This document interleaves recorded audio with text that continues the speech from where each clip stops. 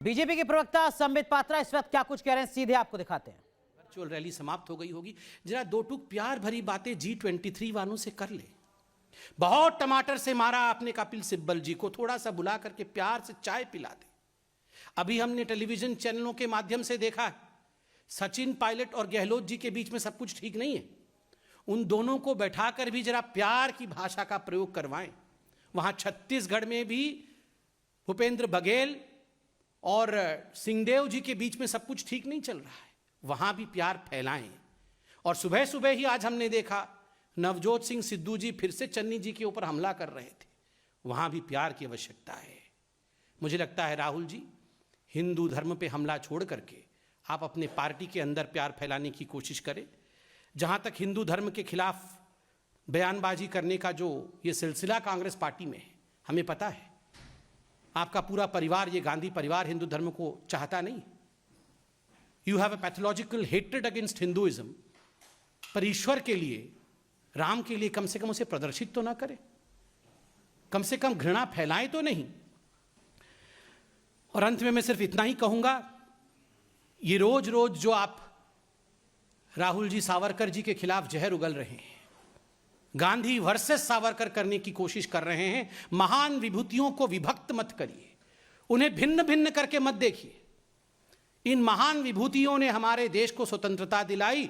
सावरकर ने गांधी के लिए अच्छा कहा, गांधी ने सावरकर के लिए अच्छा कहा, और ये सारी चीजें पुस्तकों में लिखी हुई हैं, आप पढ़ सकते हैं।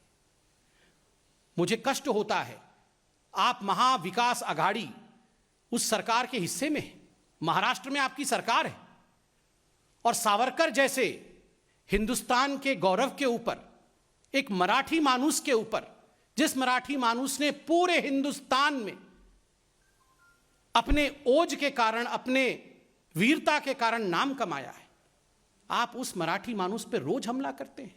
और मुझे आश्चर्य है कि कुछ पॉलिटिकल पार्टी जो महाराष्ट्र में आपके साथ गठबंधन में है, वो आपकी बातों को सहते कैसे?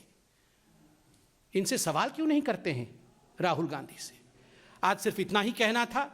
और मुझे दुख होता है जब आप अपनी इन ओछी बातों में भगवान शिव, हम सबके आदरणीय गुरु नानक देव, कबीर जी, इनको लेकर आते हैं।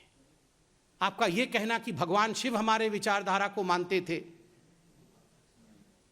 महायोगी अनंत योगी के लिए इस प्रकार के शब्दों का प्रयोग करना कि कांग्रेस की विचारधारा को भगवान मानते थे। पहले आपने कहा था ये जो कांग्रेस का हाथ है, ये गुरु नानक देव जी का हाथ है, ये भगवान राम का हाथ है, भगवान शिव का हाथ है। मुझे लगता है ये विचारों के साथ खिलवाड़ है। बहुत बहुत धन्यवाद। राहुल गांधी जी से क्षमा याचना करवाने की मांग भी रखना, अन्यथा होगा, क्योंकि यही उनका ध्येय है। ये आज जो 100, 200, 300, 400, 500, पता नहीं, नंबर भी फिक्स्ड नहीं है उनके मन में, कितने लोगों को ये वॉलंटियर के रूप में भेजना चाहते हैं। 100, 200, 300 या 400 या 500, ये कितने भी लोग आप भेजने वाले हैं, आप इन वॉलंटियर्स के माध्यम से हिंदू धर्म के विरोध में पूरे देश में वातावरण ना खड़ा करें, भगवान राम के खिलाफ किसी प्रकार का वातावरण ना खड़ा करें। हम इतना ही कहेंगे। आपसे क्षमा याचना मांगना मुझे लगता है व्यर्थ होगा। बहुत बहुत धन्यवाद।